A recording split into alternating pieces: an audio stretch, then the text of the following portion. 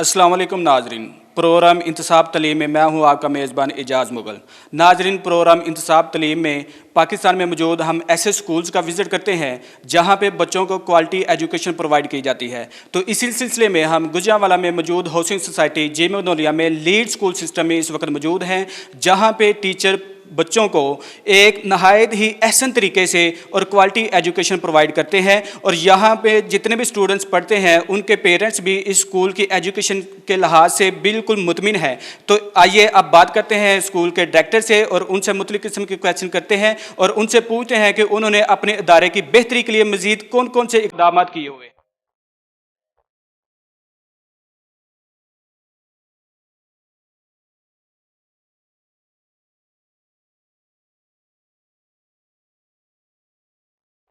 अस्सलाम वालेकुम सर। वालेकुम अस्सलाम। सर, अपना नाम बताइएगा और अपनी एजुकेशन बताइएगा। मेरा नाम मोहम्मद उमर है और मैं पब्लिक अकाउंटेंट हूँ बेसिकली बाय प्रोफेशन।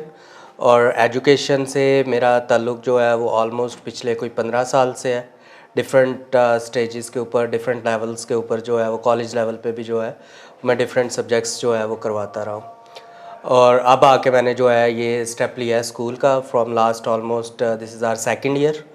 और हम लोग जो है ये यहाँ पे जो है वो काम कर रहे हैं। जी सर, मेरा सवाल आपसे ये है कि तलीम हासिल करने का बेसिक मकसद क्या होना चाहिए? देखिए, हमारे पास यहाँ पे जो है वो अनफॉर्चुनेटली हम उसके मकसद को पहचानते ही नहीं हैं। हम लोग जो है वो क्या करते हैं, तलीम हासिल करने के बेसिक हम लोग क्या समझ रहे होते हैं कि शायद सिर्फ जॉब हासिल करना ही तलीम का मकसद है। एल्बर्ट आइंस्टाइन की एक कोट है, उसमें वो कहता है कि तलीम क्या है कि आपका जो भी आपने स्कूल में लर्न किया हुआ है ना, जब आप वो सारा कुछ भूल जाते हैं बाकी जो बचता है ना वो तलीम है। तो स्कूल में आने का मकसद ये है कि जब बच्चे आके यहाँ पे एजुकेशन लेते हैं, पढ़ते हैं, वो डेफिनेटली वो चीज़ें हमें लाइफ स्पेंड करने के लिए वो चाहिए। लेकिन उसके बाद जो है वो अपनी लाइफ को अच्छे तरीके से गुजारने के लिए, माशरे का हिस्सा बनने के लिए भी जो है जो चीज़ें रिक्वायर्ड हैं वो भी इसी तालीम से, इसी सिस्टम से बेसिकली जो है वो बच्चों ने लेना होता है। सो इट्स नॉट ओनली कि वो जो है वो उनको जॉब चाहिए, बल्कि जॉब के अलावा जो बाकी माशरे में एक अच्छा शहरी बनना, अपनी फैमिली को अच्छे से जो है वो स्पेंड करना उनके साथ टाइम, और फैमिली का जो है वो अच्छा मेंबर बनना, वो सारा कुछ इन चीज़ों के अंदर जो है वो तालीम है बेसिकली। अच्छा सर, आप क्या समझते हैं कि कोरोना ने हमारे एजुकेशन सिस्टम को किस हद तक मुतासर किया है? बड़ा अच्छा क्वेश्चन किया आपने। इसमें बेसिकली जो है वो दो एस्पेक्ट्स हैं इसके। एक पॉजिटिव एस्पेक्ट है डेफिनेटली और एक नेगेटिव एस्पेक्ट है। नेगेटिव एस्पेक्ट ये है कि अनफॉर्चुनेटली पाकिस्तान का सिस्टम उतना स्ट्रॉन्ग ना होने की वजह से बहुत सारे स्कूल्स ने ये टाइम वेस्ट किया है, और टाइम वेस्ट करने की वजह से उन्होंने उस टाइम के अंदर जो है वो प्रॉपर बच्चों को तालीम नहीं दे सके। तो ये तो हो गया उसका नेगेटिव एस्पेक्ट। लेकिन जो पाकिस्तान का एजुकेशन सिस्टम है वो कोरोना के आने से पहले उसमें टेक्नोलॉजी के यूज़ का नामो निशान ही नहीं था। स्कूल अंडरस्टैंड ही नहीं करते थे कि हम लोग लेटेस्ट टेक्नोलॉजी को यूज़ करते हुए किस तरह एजुकेशन के अंदर जो है वो हेल्प ले सकते हैं। तो कोरोना के वजह से जो है वो हुआ ये है कि बहुत सारे स्कूल्स ने लेटेस्ट जो लर्निंग मैनेजमेंट सिस्टम्स हैं उनको यूज़ किया है।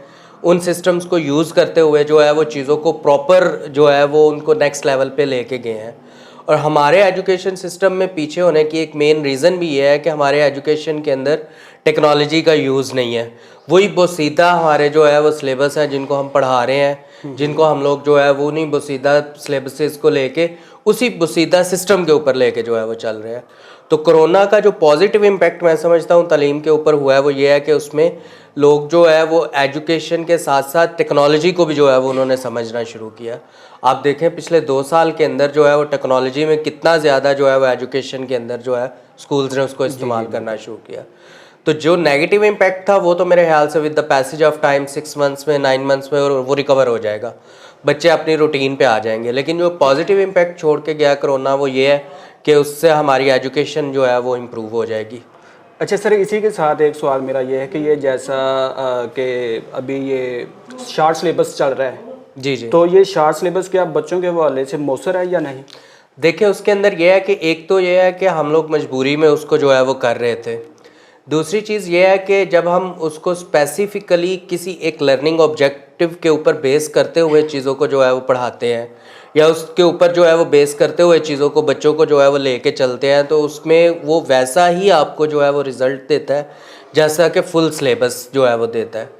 अनफॉर्चुनेटली हमारे स्कूलिंग सिस्टम के अंदर क्या हो रहा है कि हमने जो है वो भागना है और पूरा सिलेबस कवर करना है और इतनी इतनी मोटी बुक्स पढ़ा देनी है, बच्चों को आता है या नहीं आता है इररिलेवेंट ऑफ दैट। हमने जो है वो 8 बुक्स हैं 10 बुक्स हैं वो कवर करनी है हमने, तो उसमें शॉर्ट सिलेबस मैं नहीं समझता कि उसमें जो है वो कोई बुराई थी। वो जो है वो एक अच्छा स्टेप था कि उस पर्टिकुलर टाइम पीरियड को हमने यूटिलाइज़ किया, हमने उसको जो है वो वेस्ट नहीं किया बेसिकली जो है वो टाइम को। तो मेरे हिसाब से जो है वो शॉर्ट सिलेबस का होना जो है वो एक अच्छी चीज़ थी। और उस अब तो वैसे हम उस सिस्टम से आगे चल पड़े हैं, अब चीज़ें जो है वो फुली लेवल के ऊपर जो है वो चल रही हैं अल्हम्दुलिल्लाह। जी सर, लीड स्कूल सिस्टम काफ़ी ज़्यादा शहरों में काम कर रहा है, तो आप अपने कैंपस में ऐसा क्या कर रहे हैं जो बच्चों को कामयाब शहरी बनने में मददगार साबित हो रहा है? बेसिकली देखें, लीड स्कूल सिस्टम जो है वो आपने बिल्कुल ठीक कहा है, it's almost in every city जी, और 100+ ब्रांचेज हैं इसकी जो कि काम कर रही हैं डिफरेंट सिटीज़ के अंदर। सही।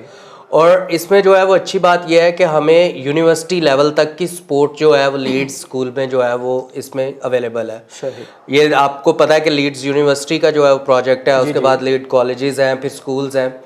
तो ये भी बात आपने बिल्कुल ठीक कही कि हर फ्रेंचाइज या हर ब्रांच जो है वो दूसरी ब्रांच से जो है वो डिफरेंट होती है। जी जी बिल्कुल। तो हम लोग यहाँ पे जो है वो, मैंने बेसिकली जब इसमें स्टार्ट लिया तो मैंने कहा कि हम उन्हीं पॉइंट्स के ऊपर फोकस करेंगे जो पॉइंट्स पेरेंट्स के लिए जो है वो प्रॉब्लम बनते हैं। तो उसमें 2-3 चीज़ें मैं आपको बता देता हूँ जो हम डिफरेंटली कर रहे हैं। सबसे पहले जो है वो आपको पता है कि हमारे एजुकेशन सिस्टम में एक कंसेप्ट है कि पोजीशन लेनी है। जी जी, बच्चे को जो है वो भगाया जाता है, जी आपके मार्क्स आने चाहिए, आपने पोजीशन लेनी है। तो मैंने अपने पेरेंट्स जितने भी हमारे पास एडमिशन्स थे लास्ट सेशन पे, मैंने उनसे रिक्वेस्ट की, मैंने कहा हम बच्चों को पोजीशन से बाहर लेके जाएंगे। अब देखें होता क्या है, एक बंदा है फॉर एग्जांपल, उसके जैसे मैट्रिक के अंदर 1100 मार्क्स हैं, जी जी, दूसरा बच्चा है उसके जो है वो 1099 या 1098 मार्क्स हैं। तो आपने पहले 3 बच्चों को प्राइज़ दे दिया, उनकी तस्वीरें लगा दी, उनको न्यूज़पेपर में ले आए, उनको सारा आपने जो है वो आपने प्रमोट किया। तो बाकी एक बच्चा जिसके मार्क्स 1097 है, क्या वो बच्चा नालायक है? वो नालायक तो नहीं है, उसके सिर्फ 3 नंबर जो है वो पहले वाले बच्चे से कम है। तो हमने यहाँ पे जो सबसे पहली चीज़ की, हमने यहाँ पे ग्रेडिंग सिस्टम इंट्रोड्यूस करवाया। हमने कहा कि ऐसे बच्चे जो A+ ग्रेड ले रहे हैं, हमारे लिए वो सारे के सारे इक्वल हैं। और हमने उनको जो है वो उसी हिसाब से उनको जो है वो फिर हमने प्रमोट किया और उनको जो है वो पोजीशनिंग की। हमने पेरेंट्स को ये कहा कि हम पहली दूसरी पोजीशन के पीछे नहीं भागेंगे। तो पहली चीज़ तो ये थी कि हमने यहाँ पे जो है वो इस फ्रेंचाइज के अंदर हम ग्रेडिंग सिस्टम को जो है वो लेके चल रहे हैं। दूसरी चीज़ जो हमने यहाँ पे जो है वो की, वो ये थी कि हमने जो कुरानिक एजुकेशन है उसको हमने जो है वो यहाँ पे कहा कि इसको हमने डे 1 से लेके जो है वो चलना है। क्योंकि टाउन की लाइफ और एक आम मतलब एरिया की लाइफ में थोड़ा सा फ़र्क ये होता है कि वहाँ पे अपॉर्चुनिटीज़ ज़्यादा होती हैं। जी जी बिल्कुल। बच्चे मसाजिद में जाते हैं, वहाँ पे जाके जो है वो पढ़ते हैं, तो टाउन में थोड़ी ये चीज़ जो है वो डिफ़िकल्ट होती है। तो उस चीज़ को देखते हुए, ऑल्दो अब इमरान खान की गवर्नमेंट ने बाद में ये चीज़ इंट्रोड्यूस करवाई और उन्होंने जो है वो इस चीज़ को इंट्रोड्यूस करवाते हुए जो है वो ये कहा कि कुरानिक की एजुकेशन आपने मस्ट करनी है। बट हमने डे 1 से ये चीज़ जो है वो कर दी कि हम लोग जो है वो उसको लेके चलेंगे। फिर उसके अलावा जो पेरेंट्स का एक बहुत बड़ा इशू है, जो कि मुझे भी मतलब एक कह लें कि प्राइवेट इंस्टीट्यूट्स के हवाले से कंप्लेंट्स है कि हमारे बहुत सारे इंस्टीट्यूट्स जो है वो फ़ीस चार्ज करते हैं बच्चों को। फ़ीस चार्ज करने के बाद 1 साल का उन्होंने जो है वो उनको चार्ज करना होता है, जो आप कह लें कि एनुअल फ़ंड या पेपर चार्जेस जो है वो लेते हैं। हमारे जो स्कूल्स हैं उसके अलावा हर महीने हर दूसरे दिन जो है ना वो कुछ ना कुछ एक्टिविटी के नाम के ऊपर पेरेंट्स को डिस्टर्ब कर रहे होते हैं। अल्हम्दुलिल्लाह मैंने यहाँ पे ये चीज़ इंट्रोड्यूस करवाई कि हम लोग जो पेपर फंड लेंगे, एनुअल चार्जेस लेंगे, उसके अलावा कुछ भी हम लोग एक्स्ट्रा उनसे जो है वो चार्ज नहीं करेंगे।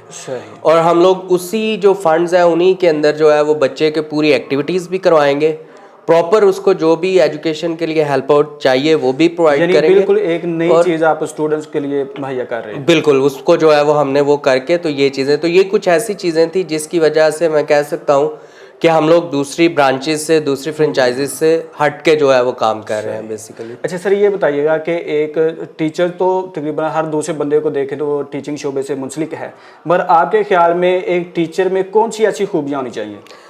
देखिए, टीचर जो है ना वो बच्चों के लिए रोल मॉडल होना चाहिए। अनफॉर्चुनेटली अगर आप देखें आजकल हमारे बच्चों के रोल मॉडल जो हैं वो शाहरुख खान है, सलमान खान है, बिल्कुल। या जो है वो कार्टून से इंस्पायर होके जो है वो कुछ कार्टून के करैक्टर सुपरमैन वगैरह वगैरह जो है वो है। और हमारा जो टीचर है ना वो अब रोल मॉडल रहा नहीं है। बिल्कुल ऐसे ही। बच्चे स्कूल में आते हैं, वो आके अपने टीचर्स से जो है वो इंस्पायर नहीं होते। सबसे बड़ी खूबी जो है ना टीचर में ये होनी चाहिए कि उसको बच्चों के लिए इंस्पायरेशन होना चाहिए, बच्चों को उसको फॉलो करना चाहिए। बिल्कुल। अगर आप अपने जब आप स्कूलिंग में थे उस लेवल पे चले जाएं, या मेरे एज में जब मैं स्कूलिंग में था चले जाएं, तो हमारी जुर्रत नहीं होती थी कि जहाँ से जो है वो टीचर गुजर रहे हैं या टीचर के पास हम लोग जो है वो कोई वहाँ पे उनके साथ कोई जो है वो एक्स्ट्रा ऊंची आवाज़ में बात कर लें या कुछ भी इस तरह से। लेकिन वो चीज़ ख़त्म होती जा रही है। उसकी वजह यह है कि जब बच्चे खुद भी देखते हैं कि हमारे कहने में और करने में फ़र्क है, तो फिर बच्चे भी उस चीज़ को समझते हैं कि यार ये चीज़ इस तरह से नहीं है। तो टीचर की मैं समझता हूँ कि सबसे बड़ी खूबी जो होनी चाहिए ना वो ये है कि टीचर बच्चों के लिए जो है वो इंस्पायरेशन होनी चाहिए। टीचर को जो है वो अगर खुद नमाज नहीं पढ़ता तो वो बच्चों को कैसे कन्विंस करेगा कि वो नमाज पढ़े।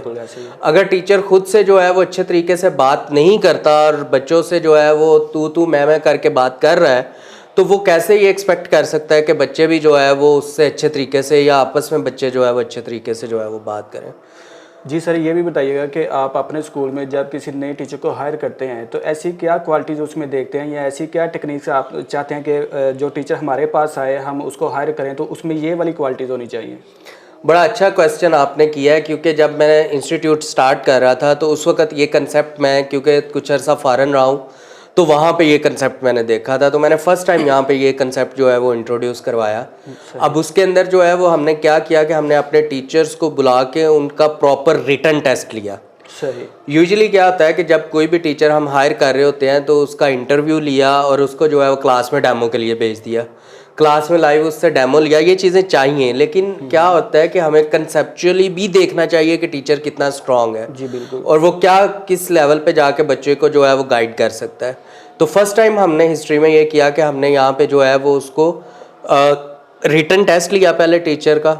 उसके बाद रिटन टेस्ट के बाद हमने ये मेक श्योर किया कि जो भी टीचर हम हायर कर रहे हैं वो उसके जो मतलब सब्जेक्ट स्पेशलिटी के हिसाब से उसको जो है वो हायर करें। जिस तरह से अगर आप देखें कि हम मेरे पास क्योंकि जो है वो मैट्रिक तक के स्टूडेंट्स जो है वो पढ़ रहे हैं, तो उसके अंदर ये ज़रूरी नहीं है कि मेरे पास जो है वो साइंस पढ़ाने के लिए जो टीचर है वो उसको एमएससी बॉटनी या एमएससी ज़ूलॉजी होना चाहिए। लेकिन मैंने ये मेक श्योर किया कि हमने साइंस पढ़ाने के लिए जो टीचर लेना है उसको जो है वो एमएससी ही लेवल की जो है वो टीचर होनी चाहिए। और वो अल्हम्दुलिल्लाह मेरे पास जो साइंस पढ़ा रही हैं टीचर वो एमएससी बॉटनी है। इसी तरह से masters in English, masters in Urdu और मास्टर्स इन इस्लामियात, और इसके अलावा जो बाकी भी आपके सब्जेक्ट्स हैं, तो हमने मेक श्योर किया कि टीचर्स हमारे जो हैं वो रेलेवेंट अपने सब्जेक्ट के स्पेशलिस्ट होने चाहिए। क्योंकि एक चीज़ ये है कि आपने बच्चे को पढ़ाना है और दूसरा चीज़ ये है कि आपने बच्चे को उस पर्टिकुलर सब्जेक्ट की नो हो कैसे देनी है। ये दो डिफरेंट चीज़ें हैं। हम लोग पढ़ाते हैं सिर्फ बच्चे को जो है वो पास करवाने के लिए। जी बिल्कुल। रट्टा लगवा दिया, कुछ क्वेश्चंस जो है वो याद करवा दिए और उस हिसाब से उसको जो है वो करवा दिया। लेकिन कंसेप्चुअली जो है वो सब्जेक्ट को लेके चलना, कंसेप्चुअली उसको पढ़ाना, उसके लिए ज़रूरी है कि हर बंदा, हर टीचर जो है वो अपने सब्जेक्ट का स्पेशलिस्ट हो। सर, ये अभी आपने रट्टा सिस्टम का जिक्र किया है तो मेरे जहन में एक सवाल आ गया कि हम बच्चों को रट्टा सिस्टम से किस तरीके से दूर कर सकते हैं। आजकल मोस्टली स्कूलों में यही होता है कि रट्टा सिस्टम से बच्चों को पास करवा दिया या किताबों के ऊपर निशान लगवा दिया कि यहाँ से लेकर यहाँ तक याद कर लिया जाए, जबकि कंसेप्चुअल स्टडी नहीं होती। और उसका फिर नतीजा भी ये निकलता है कि बच्चे आगे जाके फ्लॉप हो जाते हैं, नेक्स्ट लेवल पे जाके फ्लॉप होते हैं। तो इसको हम कैसे ख़त्म कर सकते हैं, इसको किस तरीके से हम दूर कर सकते हैं? ये बिल्कुल ठीक क्वेश्चन आपने पूछा है। इसकी वजह यह है कि बहुत सारे स्कूल्स के अंदर वाकई जो है वो इसको रट्टा सिस्टम को जो है वो फॉलो किया जा रहा है। और मैं समझता हूँ कि इसमें किसी हद तक जो है वो हमारे स्कूल्स के साथ साथ जो है वो गवर्नमेंट लेवल पे भी जो है वो इश्यूज़ हैं। वो इस वजह से इश्यूज़ हैं कि अब आके ये पिछले आप कुछ देर से कह लें कि हमारा सिलेबस गवर्नमेंट ने अपग्रेड किया है। जब एसएनसी वगैरह की बातें हुई तो तो उस वक्त उन्होंने कंसेप्ट जो है वो इंट्रोड्यूस करवाया SLOs का, स्टूडेंट्स लर्निंग ऑब्जेक्टिव का। अब वो लर्निंग ऑब्जेक्टिव क्या है कि आपने ये मेक श्योर करना है कि किसी भी पर्टिकुलर चैप्टर के अंदर, किसी भी पर्टिकुलर बुक के अंदर जब आप उसको स्टडी कर लेंगे तो एक बच्चे के अंदर क्या जो है वो उसके अंदर कंसेप्ट जो है वो होने चाहिए, वो बच्चा किस लेवल के ऊपर जो है वो तैयार होना चाहिए। तो जब आप SLOs को प्रॉपरली फॉलो करेंगे ना, तो आप रटा सिस्टम से जो है वो बाहर हो जाएंगे। जब तक आपका मैट्रिक का जो सिस्टम है वो चेंज नहीं होगा, हम इससे जो है वो बाहर नहीं जाएंगे। मैट्रिक लेवल के ऊपर रट्टा लगवाना मजबूरी है, वो एक रेस है जिसके अंदर 1100 में से आपको 1100 मार्क्स बच्चों के लेके देने हैं। वो रेस कैसे ख़त्म होगी? वो रेस ऐसे ही ख़त्म होगी कि जब आप उसमें से जो है वो SLOs बेस्ड स्टडी वहाँ तक लेके जाएंगे। अभी तक हमारी जो है वो 5 क्लास तक गवर्नमेंट जो है वो इस चीज़ को जो है वो प्रमोट कर रही है और लेके आई है। जब ये आगे अगर ये गवर्नमेंट चलती रहती, पॉलिसीज़ चलती रहती, तो उसमें जो है वो शायद आगे इस साल हम उसको इम्प्लीमेंट कर चुके होते, लेकिन अब वो डेफिनेटली वो चीज़ जो है वो डिले हो गई है। तो उसमें यह है कि जब आप इसको उस लेवल तक SLOs को इंट्रोड्यूस करवाएंगे तो फिर पता चलेगा कि जो है वो सिस्टम कैसे बनना है। जब तक आप जो है वो SLOs बेस्ड स्टडी नहीं लेके आएंगे, रटा सिस्टम जो है वो ख़त्म नहीं होगा। जी सर, ये भी बताइएगा कि हुकूमत को तलीम के शोबा की बेहतरी के लिए मज़ीद कौन कौन से इक़दाम करने चाहिए? सबसे इम्पॉर्टेंट चीज़ जो इसके अंदर है ना वो ये है कि इनको जो है वो ये जो SNC के ऊपर जो काम किया था, ये एक बहुत अच्छा इनिशिएटिव था। इस इनिशिएटिव को लेके चलें, क्योंकि कोई कसूर नहीं है किसी एक मदरसे के बच्चे का कि अगर वो मदरसे में बैठ के मैट्रिक कर रहा है, या एक बच्चा किसी गवर्नमेंट स्कूल में बैठ के मैट्रिक कर रहा है, या एक बच्चा जो है वो किसी प्राइवेट स्कूल में बहुत ज़्यादा फीस दे के जो है वो कर रहा है। ये सारा एजुकेशन सिस्टम, ये सारे सब बच्चों को एक जैसा मौका जो है वो अवेलेबल होना चाहिए एजुकेशन के लिए। तो इसलिए इम्पॉर्टेंट गवर्नमेंट को सबसे पहला स्टेप जो है वो यही है कि इस पॉलिसी को कंटिन्यू करते हुए सब बच्चों के लिए, सब लोगों के लिए एक जैसा एजुकेशन के मौका जो है वो प्रोवाइड करना चाहिए। इसमें सर ये जब से कोरोना सिस्टम आया उसके बाद हमारी जो नौजवान जनरेशन है वो बहुत ज़्यादा सोशल मीडिया की तरफ इनएक्टिव हो चुकी है। तो अपनी नौजवान नस्ल को किस तरीके से सोशल मीडिया से हम दूर कर सकते हैं कि जिससे वो स्टडी की तरफ ज़्यादा गामजन हो? देखिए, मैं उसमें ये नहीं समझता कि हमें उनको सोशल मीडिया से दूर करने की ज़रूरत है। हमें उस सोशल मीडिया को कंट्रोल करने की ज़रूरत है, और उस सोशल मीडिया में से सिर्फ पॉजिटिव चीज़ें स्टूडेंट की एक्सेस तक रखनी चाहिए। आप देखें, प्रीवियसली क्या होता था कि कोई एक पर्टिकुलर कंसेप्ट है, सब्जेक्ट है, उसमें जो है वो प्रॉब्लम आ रहा है बच्चे को, बच्चा अपने टीचर के पास जाएगा, उससे जाके डिस्कस करेगा। एज़ कम्पेयर टू दैट अब क्या है सिचुएशन कि कोई भी कंसेप्ट है, आप यूट्यूब के ऊपर जो है वो उसको सर्च करें और आपके पास 20 लेक्चर्स एक पर्टिकुलर टॉपिक के ऊपर जो है वो आपको मिल जाएंगे। मगर सर उसमें यह भी होता है कि जब स्टूडेंट यूट्यूब को ओपन करता है, बेसिकली हम उसको मोबाइल या जो भी लैपटॉप है या इंटरनेट की फैसिलिटी प्रोवाइड कर रहे हैं, वो तो हम उसको लर्निंग के लिए दे रहे हैं, मगर क्या पता कि वो कोई और काम यूजलेस एक्टिविटीज कर रहा हो। तो इसको हम किस तरीके से कंट्रोल कर पाएंगे? इसको कंट्रोल करने का एक ही हल है कि आप पेरेंट्स को जो है वो बच्चों को कंट्रोल करना पड़ेगा, और पेरेंट्स की प्रेजेंस के अंदर बच्चे जो है वो सिर्फ मोबाइल यूज़ करें। सही। क्योंकि देखें, हमारे एजुकेशन सिस्टम के अंदर, हमारे सिस्टम के अंदर इवन हमारा जो LMS है उसके अंदर हमारी जो बुक्स हैं उसकी भी वीडियोस अवेलेबल है। हम अपने पेरेंट्स को इस चीज़ के ऊपर कहते हैं कि आप बच्चों को मोबाइल दें। हम तो खुद से पेरेंट्स को जो है वो कहते हैं कि बच्चों को मोबाइल दें, और बच्चे ताकि जो है हमारे LMS सिस्टम से कनेक्ट हो, और कनेक्ट होकर चीज़ें वहाँ से जो है वो गेन कर सकें। तो उसमें जो है वो सिर्फ एक ही हल है कि बंद कमरे के अंदर बच्चों को मोबाइल देने की बजाय अपनी प्रेजेंस में, जब पेरेंट्स खुद बैठे हुए हैं वहाँ पर उनको साथ बिठाएं, और फिर उनको एक कंट्रोल्ड इन्वायरमेंट के अंदर जो है वो सोशल मीडिया यूज़ करने दें। कंट्रोल इन्वायरमेंट अगर नहीं होगा तो फिर वही सारा कुछ होगा जो अनफॉर्चुनेटली हम आजकल माशरे के अंदर देख रहे हैं, जो उसमें जो है वो हो रहा है। जी सर, एक स्टूडेंट के हवाले से एक बहुत ही अहम क्वेश्चन है कि स्टूडेंट मैट्रिक लेवल तक चले जाते हैं, मगर उनको ये भी नहीं पता होता कि मैंने कौन सी फील्ड को सिलेक्ट करना है। तो इसके लिए हम स्टूडेंट्स को किस तरीके से उनका माइंड वॉश कर सकते हैं, उनकी ब्रेन वॉशिंग कर सकते हैं कि आप फ़लाँ फील्ड में जाएँ तो आपके लिए फ़लाँ फील्ड बेहतर रहेगी। तो इसको हम कैसे आगे लेके जा सकते हैं? बड़ा अच्छा क्वेश्चन किया आपने। देखें, यही हमारे एजुकेशन सिस्टम का अलमिया है कि हम लोग जब तक बच्चा इंटर कर जाता है ना, उसके बाद जाके हम असेस कर रहे होते हैं, क्योंकि दो ही ये फील्ड्स है ना। आप या प्री इंजीनियरिंग आ जाए, प्री मेडिकल आ जाए, वहाँ से आप जो है वो अब आके कंप्यूटर भी उसमें जो है वो ऐड हो गया, तो उसके बाद आप डिसाइड कर रहे हैं। अब जो बच्चा आगे अकाउंटिंग के अंदर अपना प्रोफेशन जो है वो लेके चलना चाहता है, इंटर तक तो वो इसका मतलब है रेलेवेंट एजुकेशन ले रहा है ना वो। जी जी। अगर आप इसको कंपेयर करें ब्रिटिश एजुकेशन सिस्टम के साथ, जहाँ पे आपके पास O level A level available है, तो ओ लेवल आप बेसिकली आप कह लें कि आपका प्री 9th से इक्वालिटी उसकी जो है वो स्टार्ट होती है, तो वहाँ पर ही सब्जेक्ट की सिलेक्शन जो है वो आ जाती है। जी जी। और वो वहाँ से ही इररेलेवेंट सब्जेक्ट्स जो है वो ख़त्म कर देते हैं। तो हमारे एजुकेशन सिस्टम में ये प्रॉब्लम है, इसमें कोई डाउट नहीं है, और हमें जो है वो इसको चेंज करने की ज़रूरत है। और बच्चों को जो है वो बच्चों के लिए एक प्रॉपर गाइडेंस जो है वो अवेलेबल होनी चाहिए। इसमें जो टीचर्स हैं ना, क्लास टीचर्स जो है वो बहुत अच्छा रोल जो है वो परफॉर्म कर सकते हैं। अब एक बच्चा जो है वो अगर एजुकेशन के अंदर अच्छा नहीं है, तो मे बी वो स्पोर्ट्स के अंदर अच्छा हो, मे बी वो जो है वो एक्स्ट्रा करिकुलर एक्टिविटीज़ के अंदर अच्छा हो, आर्ट्स में अच्छा हो, किसी और तरह से अच्छा हो। तो हमें उसमें जो है वो बेसिकली देखना ये चाहिए कि कौन बच्चा कहाँ पे उसका जो है सूट करता है। वो जो पुरानी टेक्निक थी ना, जो पेरेंट्स हमारे चाहते थे कि उनका बच्चा जो है डॉक्टर ही बने, उससे बाहर आना पड़ेगा, क्योंकि doctor is one of the field of education, उसमें से जो है लाइफ की एक फील्ड में से एक है।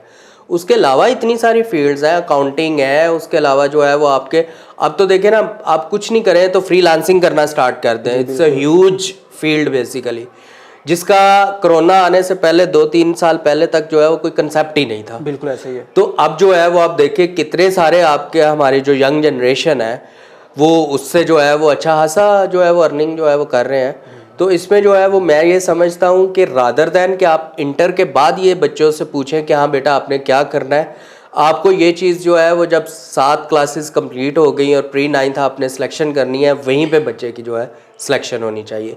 और इसके लिए सबसे अच्छा रोल जो है वो स्कूल्स परफॉर्म कर सकते हैं। और स्कूल्स के अंदर जहाँ पे जो है वो बच्चों के जो है वो एक कंसल्टेशन डिपार्टमेंट के तौर पर जो है वो बेसिकली जो है वो होना चाहिए, जहाँ पे उनकी गाइडेंस दी जाए कि वो आगे लाइफ के अंदर क्या कुछ जो है वो कर सकते हैं। जी सर, आप वालिदैन को क्या मैसेज देना चाहेंगे? मेरा वालिदैन को मैसेज जो है वो ये है कि नंबर्स की जो रेस है ना, उससे बाहर निकले। बच्चों को इस चीज़ के ऊपर जो है वो फोर्स करना छोड़ें कि उनको पहली पोजीशन लेनी है, दूसरी पोजीशन लेनी है, और उनको जो है वो एक अच्छा स्टडी इन्वायरमेंट जो है वो प्रोवाइड करें। ठीक है, कुछ पेरेंट्स की मजबूरी हो सकती है बच्चों को ट्यूशन भेजना, लेकिन अगर वो घर में, मैं समझता हूँ कि जिस तरह से अब मीडिया के ऊपर, सोशल मीडिया के ऊपर चीज़ें अवेलेबल है, अगर वो बच्चों को खुद आधा घंटा 1 घंटा घर में जो है वो देना स्टार्ट कर दें, तो उससे जो बच्चों की एजुकेशन है वो बहुत अच्छी होगी। अनफॉर्चुनेटली स्कूल में जो है वो डायरी लिखवा दी, ट्यूशन पे वो डायरी करवा दी, 3 माह बाद पेरेंट्स को पता चलता है कि अच्छा बच्चा तो कुछ कर ही नहीं रहा था। तो अगर वो डेली बेसिस पर अपने बच्चे को खुद ऑब्जर्व करेंगे तो वो एक लेवल ही जो है वो डिफरेंट होगा। तो मेरी पेरेंट्स से रिक्वेस्ट यही है कि आप अपने बच्चों को खुद से टाइम देना स्टार्ट करें, रादर दैन कि आप उनकी रिस्पॉन्सिबिलिटी जो है वो दूसरों के ऊपर डाल दें। थैंक यू सर, बड़ी मेहरबानी है आपकी। बहुत शुक्रिया, थैंक यू। अल्लाह हाफिज़। जी नाज़रीन, आपने सर की बातें सुनी और उन्होंने पेरेंट्स के लिए एक बहुत ही अच्छा मैसेज दिया, और वो मैसेज ये था कि पेरेंट्स को चाहिए कि बच्चों को अपने पास बिठा कर स्टडी कराएं। अगर किसी बच्चे को ट्यूशन वगैरह भी भेजना है, तो जैसे ही बच्चा ट्यूशन से स्टडी हासिल करके वापस घर आ जाता है तो उसको प्रॉपर चेक एंड बैलेंस किया जाए, ताकि बच्चे की जितनी भी कंप्लेंट्स हैं वो ख़त्म हो सकें। तो इसी के साथ अपने मेज़बान इजाज़ मुगल को इजाज़त दीजिए। मिलते हैं एक नए प्रोग्राम में एक नई शख्सियत के साथ, तब तक के लिए अपना ख्याल रखिएगा। अल्लाह हाफिज़।